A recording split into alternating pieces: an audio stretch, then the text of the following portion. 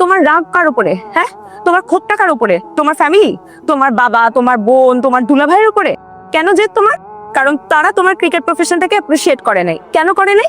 কারণ তোমার মেজর ইনজুরির কারণে তোমার ন্যাশনাল টিমে কোনো ফিউচার নাই। পারিবারিক দিক থেকে কি তারা ইলজিক্যাল না? Please please stop please.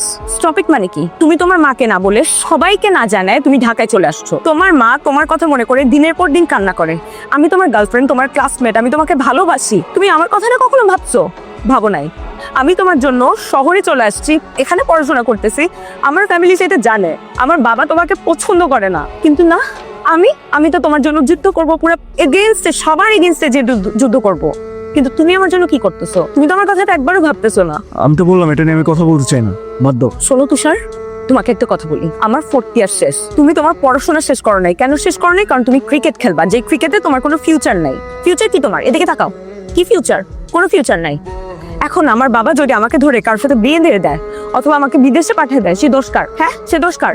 সে দোষ কি আমার? সেই ব্লেম কি তুমি আমাকে দিবা? কথা বলো না কেন? এই পৃথিবীতে তুমি তোমার মা বা আমাকে কোনোদিন বাদ দিয়ে দিতে পারবা না, কিন্তু কিন্তু তুমি আমাদের সাথে যেটা করতেছো সেটা অন্যায়। আমার তোমাকে আসলে কিছু বলারই নেই।